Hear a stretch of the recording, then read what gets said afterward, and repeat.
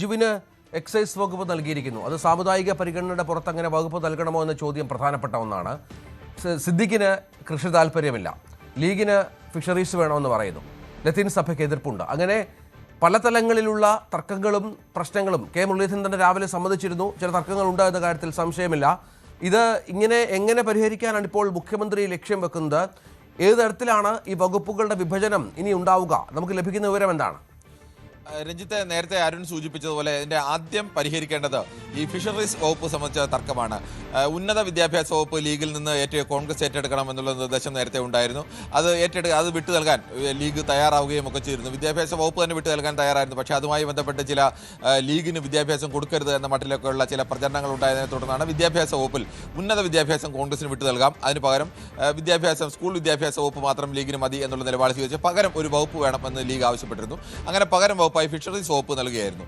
എന്നാൽ ഫിഷറീസ് വകുപ്പ് നൽകിയതോടുകൂടി ലത്തീൻ സഭയടക്കം നേരത്തെ പറഞ്ഞതുപോലെ വലിയ സമ്മർദ്ദം കോൺഗ്രസിൽ നിന്ന് ഒരു വിഭാഗം നേതാക്കളും ആ തരത്തിലേക്ക് ചില സമ്മർദ്ദങ്ങളൊക്കെ ഉയർത്തി അത് ഫിഷറീസ് വകുപ്പ് ലത്തീൻ വിഭാഗത്തിന് നൽകണം, അല്ലെങ്കിൽ ഈ തീരദേശവുമായി ബന്ധപ്പെട്ട് നിൽക്കുന്ന ഒരാൾക്ക് നൽകണം, അത് ലീഗിന് നൽകരുത് എന്നുള്ളത്. സ്വാഭാവികമായും ലീഗ് ഉന്നത വിദ്യാഭ്യാസം വിട്ടു നൽകിയിട്ടാണ് ഫിഷറീസ് വകുപ്പ് ഏറ്റെടുത്തത്. അവിടെ ഫിഷറീസ് വകുപ്പിൽ ഈ തരത്തിലേക്കുള്ള സമ്മർദ്ദം വന്നതോടുകൂടി ലീഗ് നിലപാട് മാറ്റി. അങ്ങനെയാണെങ്കിൽ ഞങ്ങൾക്ക് ഉന്നത വിദ്യാഭ്യാസ വകുപ്പ് മടക്കി തന്നേരെ, ഫിഷറീസ് വകുപ്പ് ഞങ്ങൾ നൽകാം എന്നുള്ള നിലപാടിലേക്ക് ലീഗ് എത്തി. അത് സ്വാഭാവികമായും കോൺഗ്രസിനെ സംബന്ധിച്ച് പ്രതിസന്ധിയിലാക്കുന്നതാണ്. റോജി എം ജോണിനായിരുന്നു ഉന്നത വിദ്യാഭ്യാസ വകുപ്പ് നൽകാമെന്ന് തീരുമാനിച്ചിരുന്നത്. പ്രത്യേകിച്ച് അത് സഭയ്ക്ക് കൂടി, ക്രൈസ്തവ സഭകൾ കൂടി താല്പര്യമുണ്ടായിരുന്ന ഒന്നുകൂടിയാണ്. ഉന്നത വിദ്യാഭ്യാസ മേഖലയിൽ കഴിവ് തെളിയിച്ച ഒരാൾ കൂടി എന്ന നിലയ്ക്കൊക്കെയാണ് റോജി എം ജോണിന് അത് നൽകാൻ തീരുമാനിച്ചത്. പക്ഷേ അത് വകുപ്പ് തിരിച്ചു നൽകിയാൽ സ്വാഭാവികമായും അവിടെ ഒരു പ്രതിസന്ധി ഉണ്ടാവും. ഈ പ്രതിസന്ധിയാണ് ആദ്യം പരിഹരിക്കേണ്ടത്.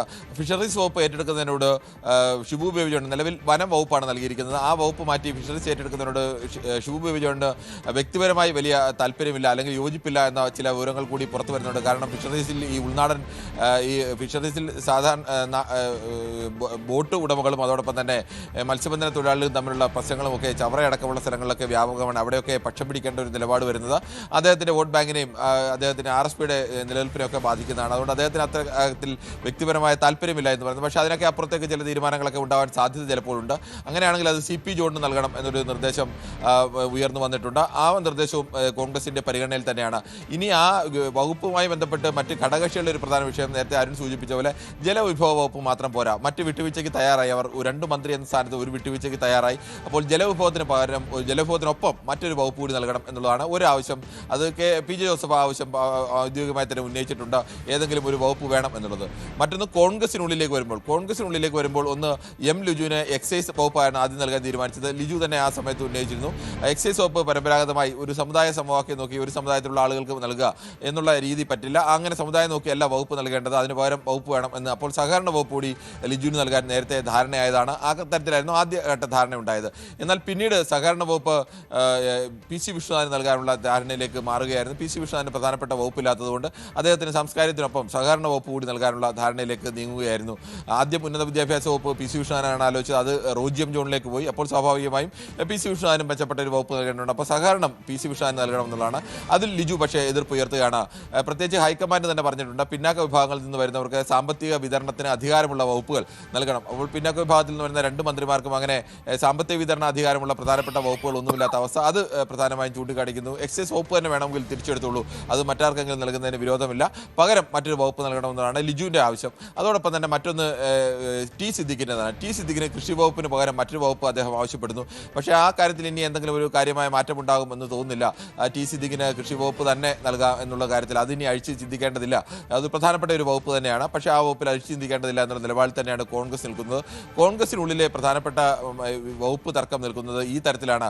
ഈ ഉന്നത വിദ്യാഭ്യാസ വകുപ്പ് ലീഗിൽ നിന്ന് മടക്കി കിട്ടിയാൽ അത് റോജി എം ജോണിന് തന്നെ നൽകേണ്ടി വരും, അല്ലെങ്കിൽ റോജി എം ജോണിന് അതിന് പകരം മറ്റേതെങ്കിലും ഒരു പ്രധാനപ്പെട്ട വകുപ്പ് റോജി എം ജോണിന് നൽകേണ്ടി വരും. ലിജുവിന് ഈ ഒന്നുകിൽ എക്സൈസ് മാറ്റി മറ്റ് ഒരു പ്രധാന വകുപ്പ് നൽകേണ്ടി വരും, അല്ലെങ്കിൽ എക്സൈസിനൊപ്പം സഹകരണമോ മറ്റേതെങ്കിലും വകുപ്പ് നൽകേണ്ടി വരും. ഇനി മറ്റൊന്ന് ഒരു വകുപ്പ് പ്രധാനമായി ഉള്ളത് ടൂറിസം വകുപ്പാണ്.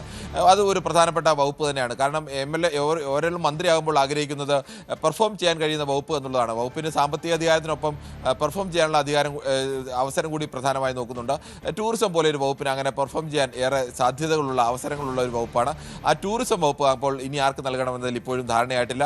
ഈ ടൂറിസം വകുപ്പ് കൂടി ലക്ഷ്യമിടുന്നുണ്ട്. യഥാർത്ഥത്തിൽ ഏതെങ്കിലും ഒരു വകുപ്പ് വേണമെന്ന് പറയുമ്പോൾ ഏതെങ്കിലും ഒരു വകുപ്പ് സ്വാഭാവികമായും PJ ജോസഫ് വിഭാഗത്തിന്, കേരള കോൺഗ്രസിന് നൽകേണ്ടി വരും. അത് എന്തായാലും ടൂറിസം നൽകാനുള്ള സാധ്യതയില്ല. മറ്റേതെങ്കിലും വകുപ്പായിരിക്കും അവർക്ക് നൽകാൻ സാധ്യതയുള്ളൂ. പക്ഷേ ഒരു വകുപ്പ് കൂടി അവർക്ക് നൽകാൻ തന്നെയാണ് ശരി, അതാണ് സാഹചര്യം. ഏതായാലും പലവിധ പ്രശ്നങ്ങൾ തട്ടി മന്ത്രിസഭാ വകുപ്പ് വിഭജനം അത് വൈകുകയാണ്. 24 മണിക്കൂറിലെല്ലാം പൂർത്തിയാക്കുമെന്ന് പറഞ്ഞ മുഖ്യമന്ത്രിക്ക് മുന്നിൽ ഇതൊരു കീറാമുട്ടിയായി നിൽക്കുന്നു എന്നുള്ളതാണ് നമുക്ക് ലഭിക്കുന്ന വിവരം. കൂടുതൽ വാർത്തകൾക്ക് news 18 Keralam YouTube channel subscribe ചെയ്യുക.